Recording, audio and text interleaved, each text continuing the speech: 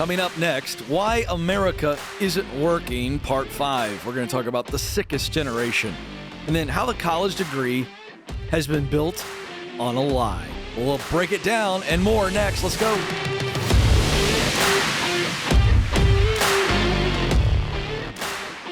Welcome to the Ken Coleman Show, where we help you win in your work life so that you're winning in other areas of your life. You cannot separate how life is going for you at work and then the rest of your life. If it's sucking in the workplace, it's only a matter of time before it's sucking everywhere else.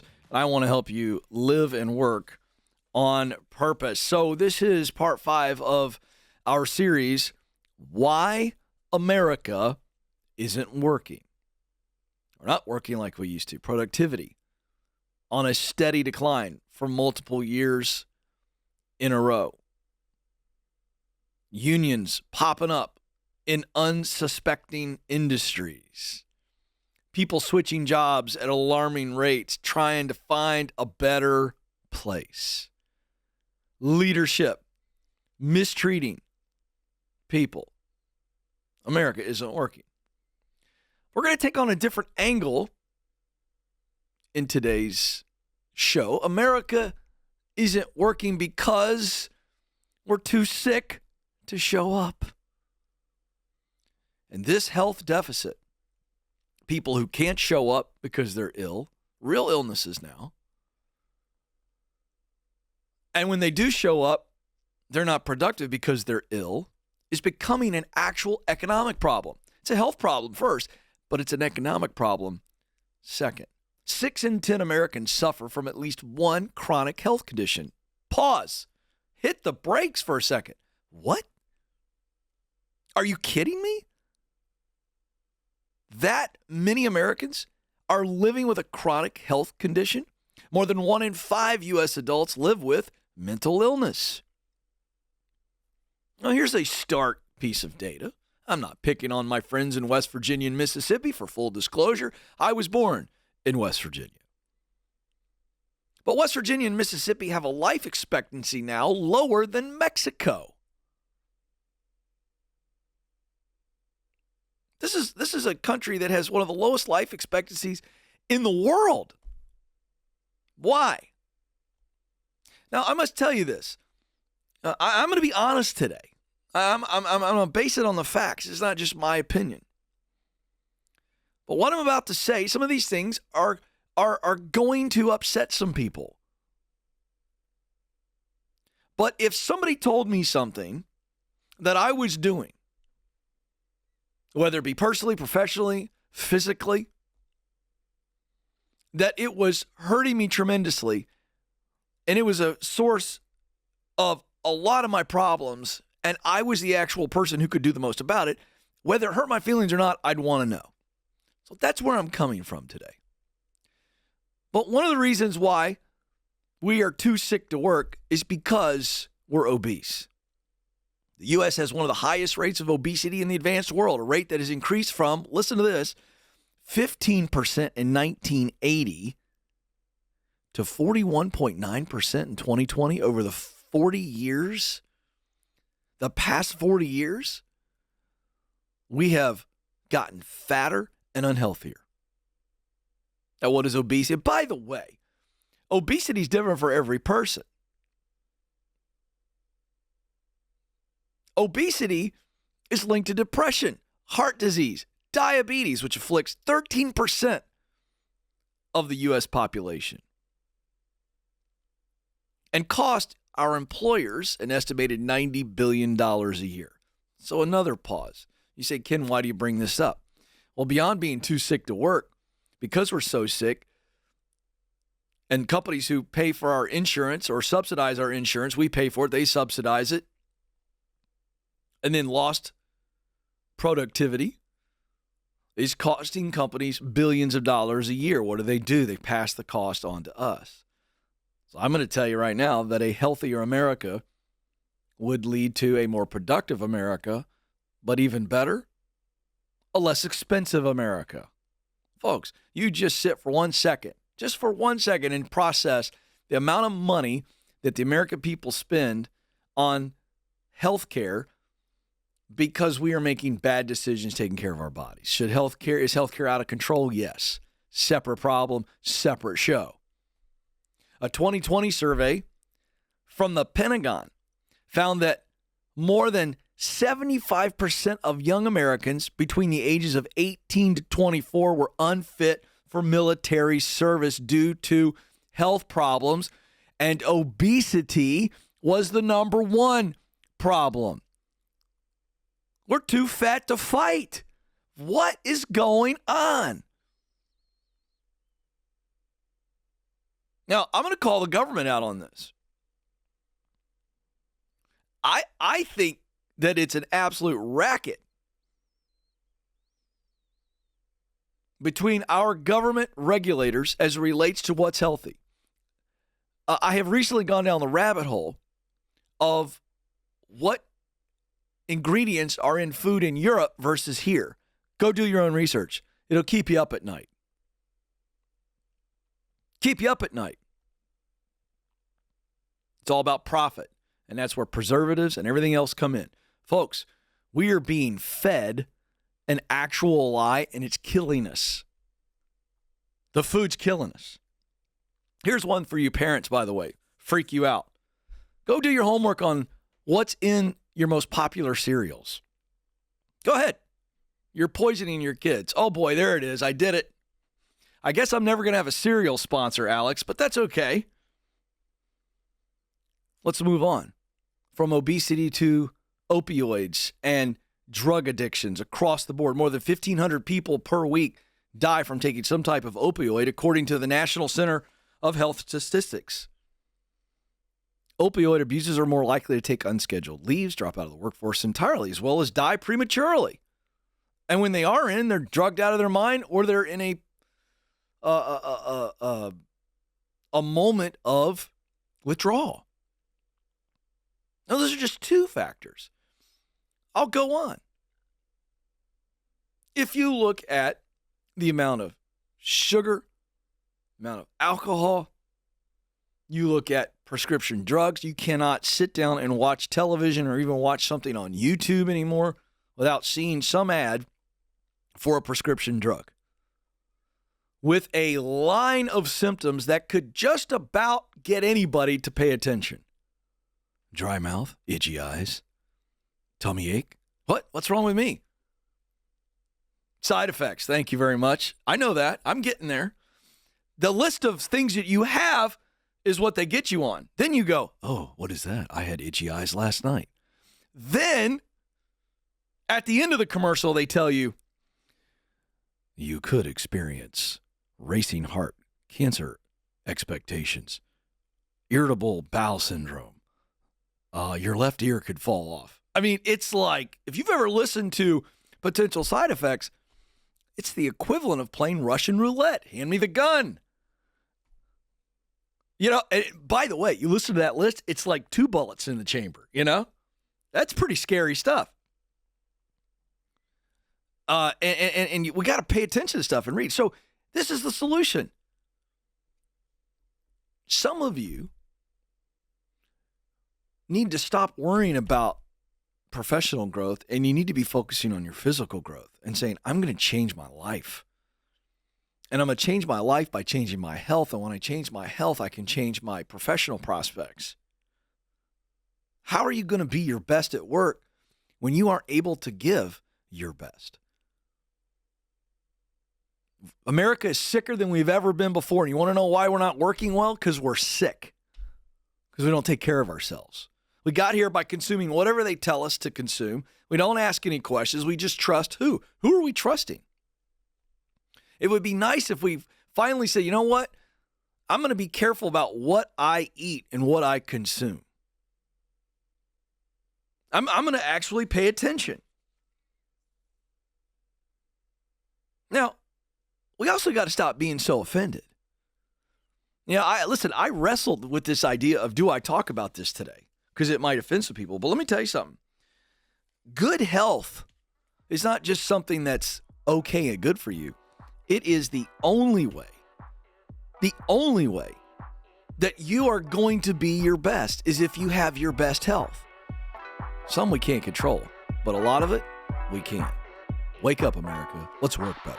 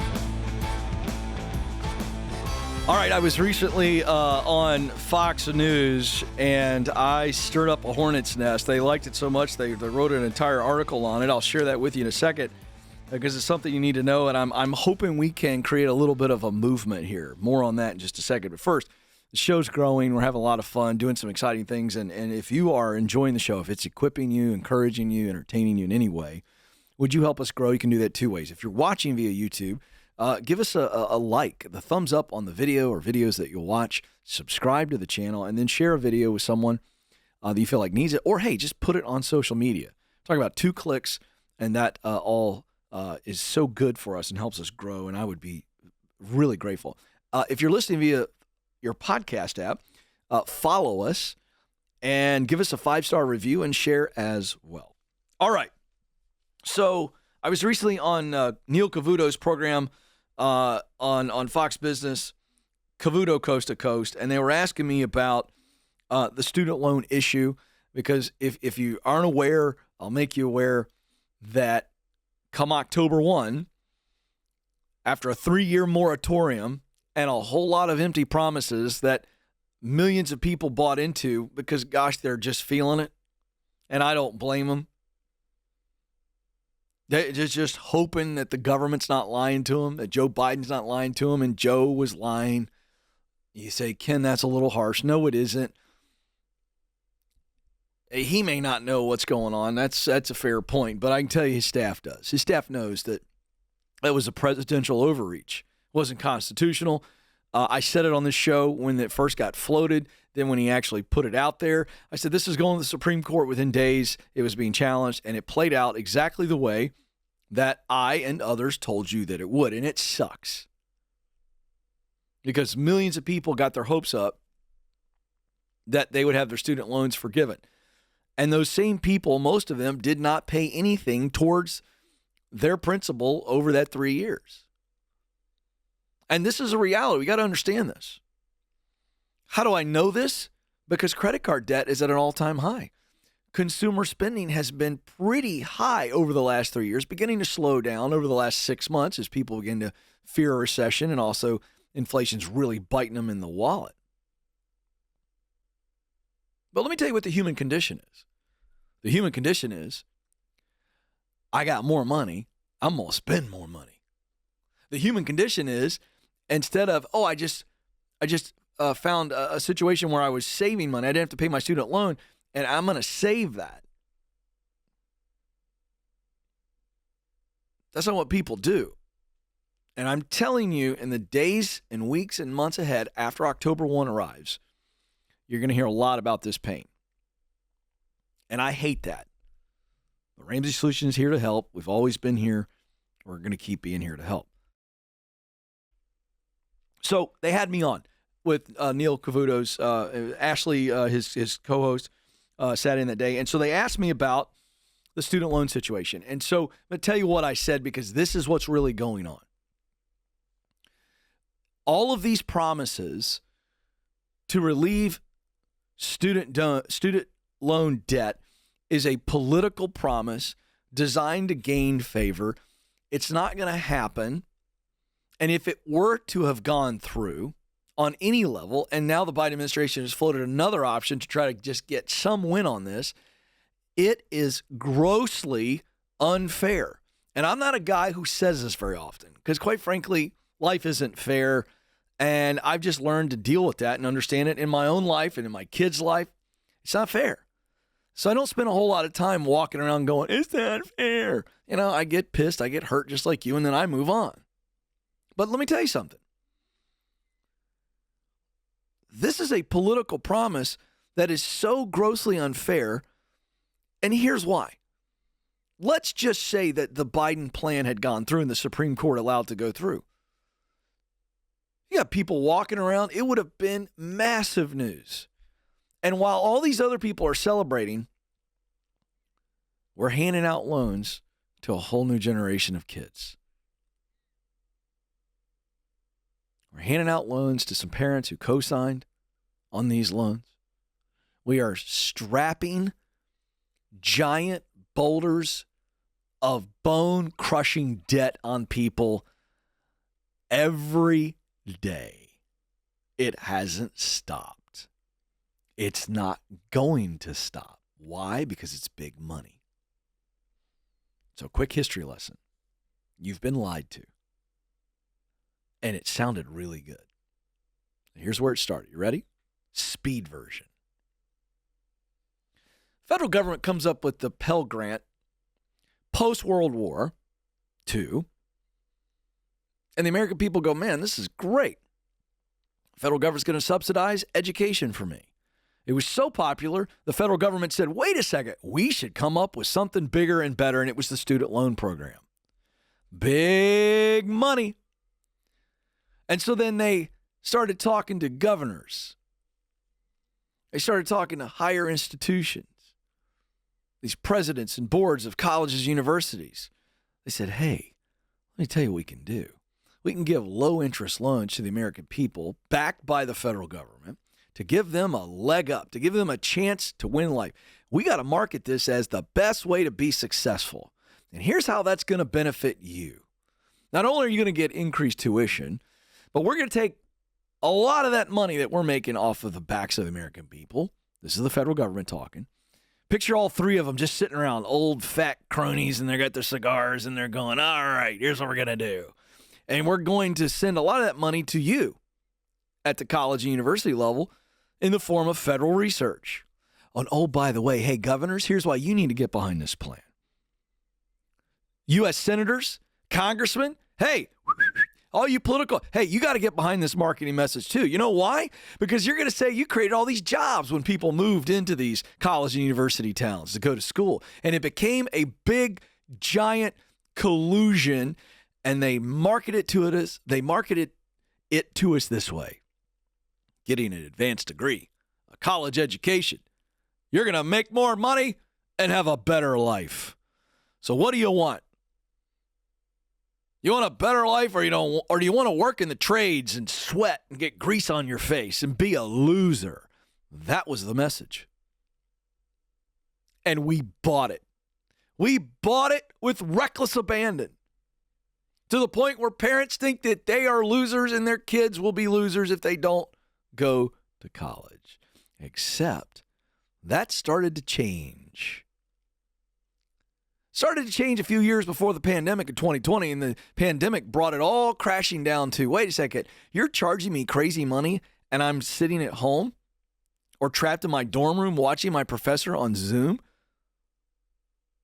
who's business on top with his coat and tie but wearing his pajama pants? What's wrong with this picture? From 2010 to 2022, college tuition rose at a 12.6% inflationary rate, where regular inflation went to 2.6%. So college tuition rose at a 10% clip higher than normal inflation. Bet you didn't know that. All the while, universities and colleges lining their endowment funds on the back of your debt. And it's literally crushing people financially, mentally, emotionally, and physically. So you know what it's time to do? It's time for Congress and the White House to stop the student loan program. It's time to regulate colleges and universities and not let them raise tuition to the rate that they have. It's big business, and it's all on our backs, America. It's time we stand up and do something about it.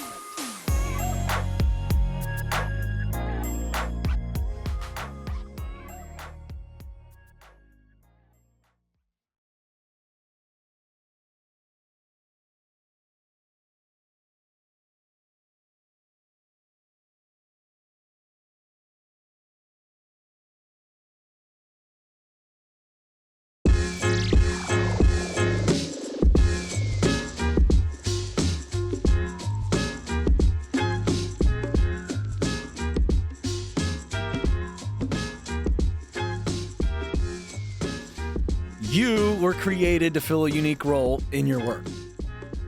That means you are really valuable. I don't care what anybody has said to you, done to you, given up on you, ignored you. I don't care. I'm telling you, you're really valuable. You have talent, things that you're good at. You have passion, work, a function, a role that you get excited about. Lose track of time when you engage in it.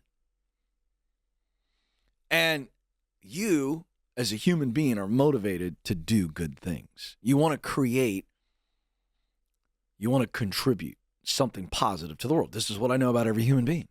At our innocence, this is true. I call it talent, what you do best, passion, what you love to do, and mission, results that matter to you. And you can't actually figure out what that role is because you're needed. You're needed, and that means you must do it. You got to show up and be your best, not just for your paycheck, but for the people who you will encounter with your uniqueness. I created a tool that will help you figure out what these elements are, what you do best, what you love to do, and the results that really fire you up. It's called the Get Clear Assessment. It's about a 15 to 18 minute assessment that will change the way you see yourself, either in revealing to you true self-awareness, maybe for the first time in your life, or confirming what you've always believed, but you needed somebody else to tell you. And I'm your guy. It's a fabulous tool. You can get it at kencoleman.com/assessment. kencoleman.com/assessment. It's only $30. You'll spend more on that on coffee this week.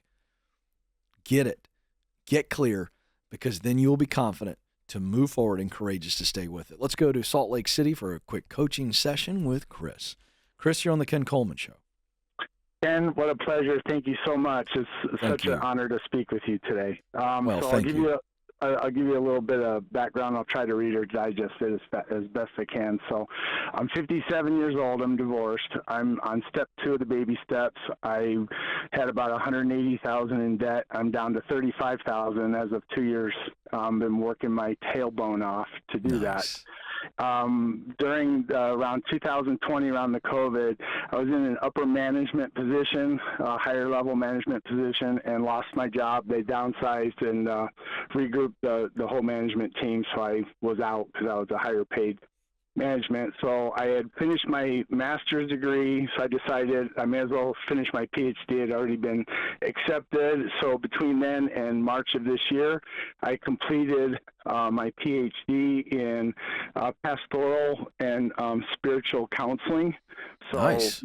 And that is my passion. I love working with people. I've worked with a lot of suicide people that have been able to not only talk them out of it, but get them into a better situation. I love doing this stuff. I mean, and in the process, I've been writing a book. I'm about a third of the way done, but I haven't been able to do it. But part of the reason is because my job, I had to go back to driving truck for a living. Before your drivers call you and say, there's no way you can do it, I drive truck. I work between 19 and 21 hours a day on my job because I haul raw milk from dairy farms to milk processing plant and yogurt plants. Wow. And so we're under what's called ELD exemption, so we don't have to have hours of service like a typical truck driver does. So I can work 7 days a week, 24 hours a day if I want. So with the type of job and cows milk 24 hours a day, I'm always on a tight schedule. And are you getting paid? Are you getting paid by the hour? I get paid by the load. So I'm What kind of money are you making? Last year I made $164,000. This year I'm on track to do about $170,000. What were you making in the corporate white collar job? Was making about 75,000. Wow. Yeah. So I freaking love that. Do you have a family? I'm divorced now. My wife and I are on really good terms. We're like great friends. She's actually a counselor, and I'm a counselor, but I don't do family counseling. My counseling is on depression, addiction, suicide, mainly addiction. I work with sex and pornography addiction. How do you do that when you're driving a truck? Well, I only do it part-time, and I've only been doing it through like Skype when I have time to do it, and and to keep myself in the loop on all the latest stuff. I do a lot of research and studying, but all the work I'm doing right now, what's I do your pro question bono for work. So, that's my question awesome. is, so I'm to the point where I'm almost out of debt. I have to sell my house to pay off the alimony for my ex. Otherwise, I'm paying $3,000 a month for the next 7 years. So I'm selling the house, and I will have all my debt paid off by January, February. Then I'll be able to tuck my entire paycheck into savings, but I don't want to drive truck the rest of my life. Surviving on 2 to 3 hours a night of sleep. What do you want to do? Straight days. I want to get into my counseling. So I've developed a program, a weekend retreat program, to help people within one weekend retreat get over their addictions. I've tapped into some things. I want to finish my book. I'd like to do a lecture circuit, and I would much happier, be up on a stage in front of, So what can I help? 1,000 people. So how can I help? Yeah, so my question is I'm not really sure how to transition from being used to the money and getting out of the truck and not taking near as much paycheck. I'm afraid to even take one day off because I'll lose, $500-600 in that one day to take a day off. So, but I know I need more time off. So I'm trying to figure out how to transition and what's because I don't have a website. I don't have. I got you. All right, Chris, I got to help. So I'm going to go high level here because I think you need to know what your choices are, and I think you're overwhelmed and can't see your choices because honestly, you're working harder than a one-arm wallpaper hanger. Yes. I mean, that's hard work, by the way. That poor guy. Yeah. You ever tried to do wallpaper with one arm? That's tough. No. All right, so now here's the point. So if I'm you, here's what I'm looking at. I'm either going to try to get back into the white-collar position, which is going to pay me a whole lot less, but I've got a lot of my life back, and I'm only looking at that because I've got experience and skill set in those areas. Right. Or I'm going to change the type of truck I'm driving. So what I mean by that is you're in a really intense truck driver role, and I know that there are different types of driver roles. Yeah. So if I'm you, the first question I'm asking is, can I get out of my current dairy truck role, get into another truck role that I'm not working the hours that I'm working, and I'm not gone all the time. Maybe it's local or regional. I would start there because there's a huge need in the truck driving space. So how can I is the question, do that? If I cannot do that, if I cannot replace the salary, make $150 without doing long hauls and stuff like that, then I go, okay, if I drove for Amazon Prime or I drove for Pepsi or Coke or Anheuser-Busch or whatever, what would that look like? And I'm local and I got my life back, because that's the first step, is changing your schedule. Financially, you're going to be okay. You're going to get out of debt. I like the move. Everything you're doing, I like the moves. All right. But for you to make this transition, it's less about, am I making 150? And it's, what do I have to do to where I'm okay financially, but I'm making a bridge that I can walk from making good money driving a truck to eventually full-time practice. So am I going to join somebody else? If I change my schedule, I start talking to people who run clinics, have their own counseling business, and they're looking for somebody like you, and you got all the qualifications. So is the bridge for me to get out of the truck and go work for somebody else and get paid to learn and have the pressure off of not trying to go out and beat the bush for clients? Is that a bridge? That's what I'm looking at. Am I going back to white collar? Am I getting a different trucking job, all for the purpose of I'm only working 40, 50 hours a week max, and it gives me time to make connections and do a lot of other things. So that's the deal. So, hey, I've been there before where you feel completely overwhelmed and you have to simplify first. And simplifying allows you to diversify your options. This is the Ken Coleman Show. Thanks for listening to the Ken Coleman Show. For more, you can find the show on demand wherever you listen to podcasts and watch the show on YouTube. You can also find Ken across all social media by following @Ken Coleman.